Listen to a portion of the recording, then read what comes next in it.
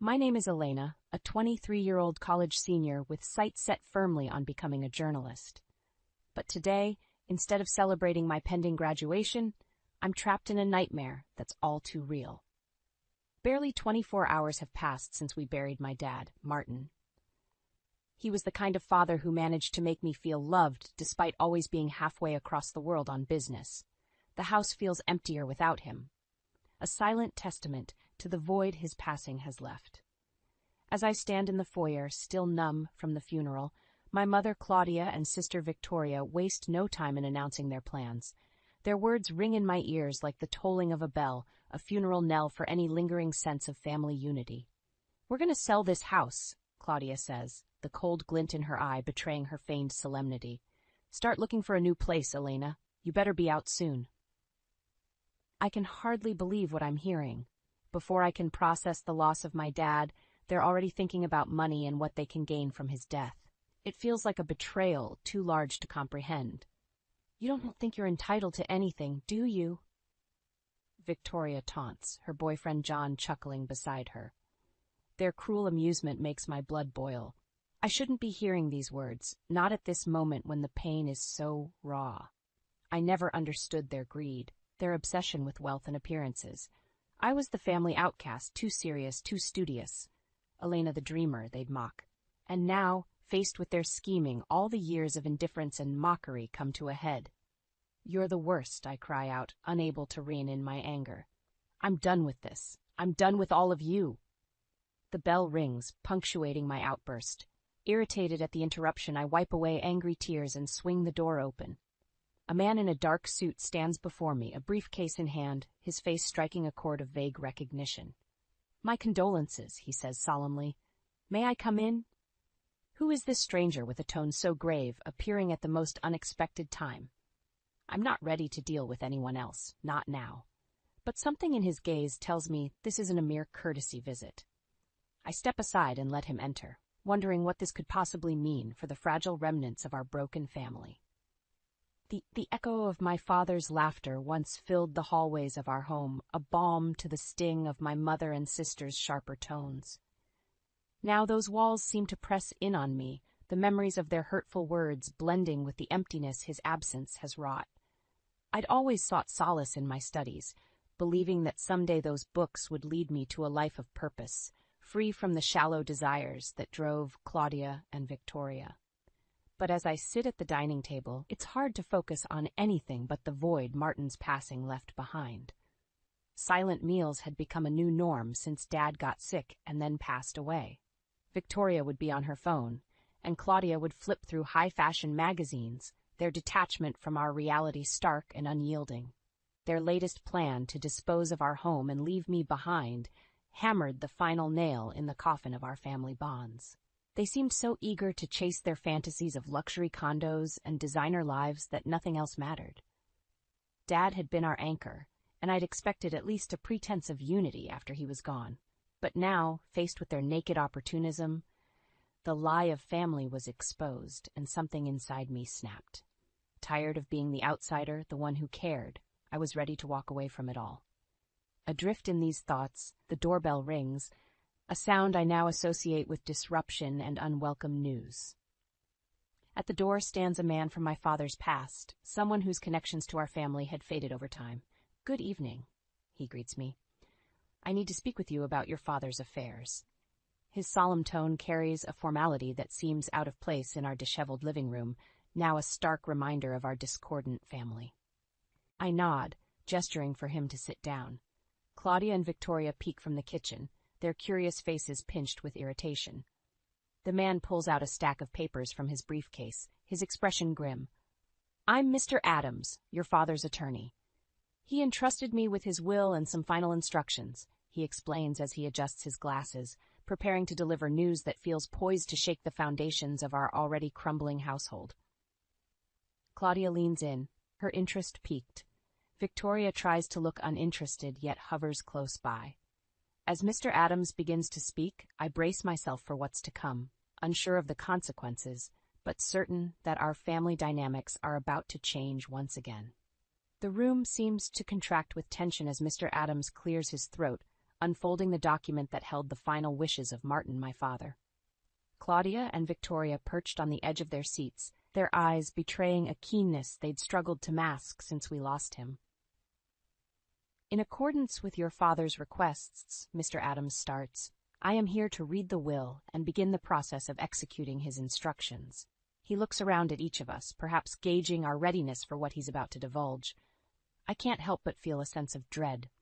Growing up in the shadow of my mother and sister's expectations had taught me to expect little, to brace for disappointment. Yet, as the attorney's words begin to flow, it's evident that our expectations are about to be overturned. To my daughter Elena, I leave the entirety of my estate, including the family home and all accumulated savings and investments. The room falls silent, but for the rustling of paper and the distant ticking of the grandfather clock. Mr. Adams continues to read, but I barely register his words. All I can hear is the thundering beat of my heart and a kind of ringing in my ears. It can't be right. There must be some mistake. Me? I finally managed to stammer, my voice sounding foreign to my own ears. But why? Victoria's chair scrapes violently against the floor as she stands, her eyes widening in a mix of shock and fury.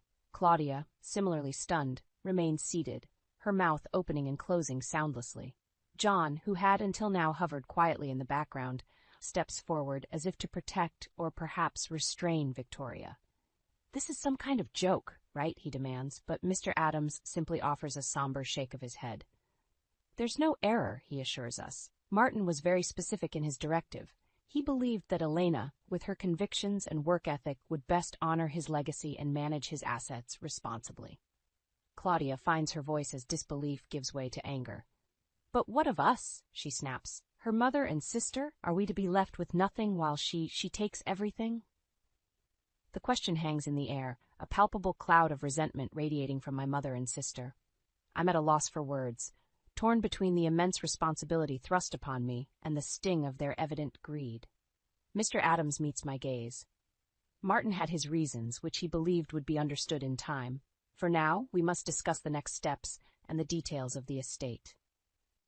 As he talks, I can't help but wonder what my father saw in me, what faith he had placed in my hands, and how I could ever hope to fulfill it amidst the ruins of our family unity. The silence after Mr. Adams's revelation feels almost as heavy as the sadness that gripped me during my father's funeral. Claudia and Victoria's outrage fills the room, crashing against my shock like waves against a cliff. For a moment, no one speaks. We're trapped in a standstill, the implications of my father's will cutting through the air like a cold wind. My reasons, Mr. Adams finally continues, looking directly at me, were detailed in a personal letter left to me by your father for you, Elena. I'm to give it to you after the reading of the will. Victoria's voice breaks the spell, but there must be some mistake. I mean, she can't just get everything. Her words ricochet off the walls, heralding a battle I have no desire to fight. John puts a restraining hand on her shoulder, but it does nothing to dampen her spirit. And what about us? What are we, strangers, he decided to discard after everything we've done for him? She seizes upon the words like a weapon, her voice rising to a crescendo of disbelief. Claudia's mask of shock peels away, revealing the anger beneath. Exactly, there must be some provision for this, some oversight or option for dispute. This is preposterous. Her hands grip the arms of her chair, knuckles whitening. I finally find my voice, feeble though it sounds even to my ears. I don't understand. Why would Dad do this? What was he thinking? My mind races with unanswered questions, all pointing to a man I realized I may never have truly known. Mr. Ray. Adams removes his glasses, pinching the bridge of his nose before responding. Martin had his reasons, and he wanted you to know them. But in his own words. As for Claudia and Victoria, he turns to address them, you may contest the will if you wish, though Martin's instructions were explicit, and his sound mind, when drafting it, is well documented. The room falls into chaos once more. Voices clash as Claudia and Victoria express their anger and confusion, scrambling for a plan of action. I barely hear them. My thoughts are with the unopened letter, a final message from my father that burns a hole in the table where it lies. Taking a deep breath, I reach for the letter. The paper feels both insubstantial and as heavy as lead in my hands.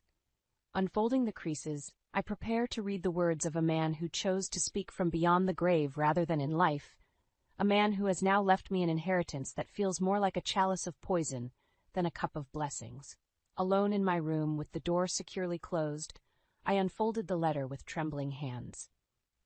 Each crease seemed to hold a whisper of my father's voice, and as the written words appeared, I braced myself for the understanding that was about to come. Dearest Elena, it began in my father's familiar script. As you read this, I am sorry that I am not there to tell you these things in person. Sorry that I am leaving you with a burden that a parent should never bestow on their child. His apology, sincere and immediate, cut through the complexities of legal jargon and blunt revelations that had filled the air just moments ago. I inhaled deeply, the scent of ink on paper somewhat comforting. Your strength, your discipline, and your vision for a better world have never been invisible to me. In you, I saw the promise of a future that embraced honesty and integrity, far from the grasping hands of greed. The letter trembled in my hands, not from a breeze through the old window pane, but from the wellspring of emotions it unleashed. My eyes continued down the page. Elena, I've not been blind to the ways of our household. Your patience and hard work in the face of neglect by your mother and sister have been both my heartache and my pride. Giving you the entirety of my estate is my way of reconciling with the unfair responsibilities you've been forced to shoulder. Each sentence wove a tapestry of my father's unspoken observations and quiet support. The man who seemed a distant provider had been watching all along, understanding more than he let on. My only hope is that this inheritance will provide the freedom and the means for you to fulfill those aspirations that burn so brightly within you. Do not feel confined to fix what was broken long before you could make a difference. Live the life you deserve, my Elena. I folded the letter, pressing it against my chest, feeling the ink-etched love of a father who had seen his daughter's unassuming sacrifices. A wave of determination swept through me, mixed with the grief that had trailed me like a shadow since his passing. Leaving the safety of my room, I stepped back into the storm that was my fractured family. Mr. Adams glanced up as I entered, a silent question in his gaze. Claudia's glare was sharp, fixated on me, and Victoria was pacing like a caged animal, her earlier rage turned desperate. It's time to talk about what happens next, I said, my voice firmer than I felt. Claudia scoffed. What happens next is that we challenge this farce. Victoria nodded vehemently. You won't get away with this, Elena. We deserve our share. Mr. Adams interjected. Any legal challenge will be a lengthy and costly process with no guaranteed outcome. Martin's will is clear and well within his rights to enforce. With my father's words burning a hole in my pocket, I faced them, the family that had never truly been a family. It wasn't my decision, but it was his, and I intend to honor it. Tension wrapped chains around us all, but amid the chaos, one truth held steadfast. I would carry out my duty, uphold my father's wishes, and through them, perhaps find my own path to a better world. In the following days, the house became a war zone of oppressively silent mornings and thunderous arguments. Victoria and Claudia scoured legal forums and consulted with lawyers, desperately seeking a loophole to contest the will. They clung to the belief that they were entitled to Martin's legacy, viewing it as their rightful due rather than the gift of a man's life work. Despite their efforts, Mr. Adams remained unflappable, a steady pillar amid the tempest. His calm demeanor was a source of comfort as we navigated the uncharted waters of estate settlement. The will is airtight, Elena, he assured me once again over cups of tepid coffee in the formal dining room. You need not worry about their threats. Yet even with his reassurances, guilt gnawed at me. Was it right to accept everything while my mother and sister got nothing? The logical part of my brain reminded me that my father had his reasons, but my heart couldn't shake the residual familial obligation, a desire to mend what was broken, even when I knew it was beyond repair. I spent my days preparing for the inevitable legal challenges and familiarizing myself with Martin's finances. The responsibility was daunting, running the numbers, making decisions about property and investments I never knew existed. Each step felt like wading through fog, but I was determined to see it through, to build on the small beacon of trust my father had left me. It was during these sessions of poring over financial statements that my mind would wander to the life awaiting beyond these walls, how to use this inheritance to forge a path aligned with my own values, how I could make a lasting impact. Amid the chaos, Claudia and Victoria grew increasingly agitated, their true colors seeping out in bursts of pettiness and spite. In an impulsive display, Victoria claimed sentimental family heirlooms, while Claudia hinted at dark secrets that could tarnish Martin's name. Their insinuations aimed to wound, to shake my resolve, but I had become adept at navigating their emotional minefields. One particularly tense evening, the air thick with unsaid threats and frigid stares, I reached my breaking point. "Enough," I said, the single word slicing through the tension. 3 pairs of eyes fixed on me, uncertain, wary. "I can't give you what Dad didn't leave for you, but what I can do is help you start over somewhere else." Their shock was palpable, an abrupt shift in the dynamic they had been fueling. "It won't be a life of luxury, but it will be a fresh start." Claudia's laughter was sharp, humorless. "A concession prize from our dearest Elena. How magnanimous." Her sarcasm was a familiar sting, but it glanced off the armor years of antagonism had helped me forge. I stood firm, despite the bitterness that clawed at the air between us. "It's not a prize. It's a choice. Take it or leave it. But understand this. I am moving forward, with or without your acceptance." Their response was a symphony of silence and begrudging nods, a tenuous agreement forged at the crossroads of greed and survival. As I retreated to my room, the letter's weight in my pocket reminded me of the journey ahead, one where I'd navigate not only the inheritance, but also who I would become as a consequence of it. The days turned into weeks as my life became a routine of meetings with Mr. Adams and navigating the complex process of realizing my inheritance.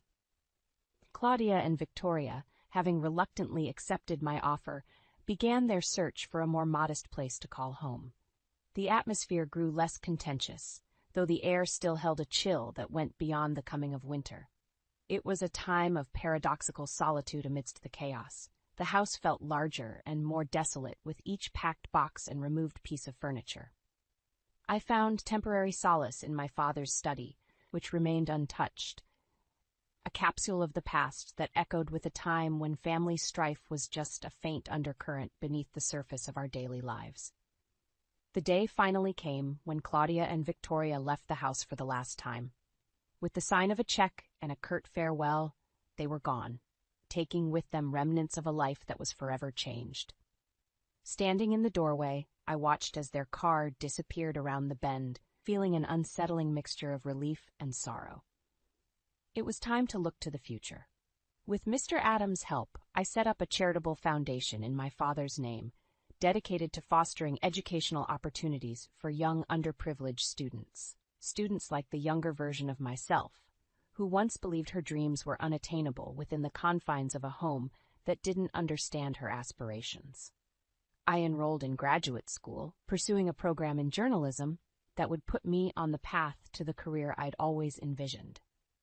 As I worked towards my master's degree, I used the network my father had left behind, along with the resources now at my disposal, to intern at a prominent newspaper.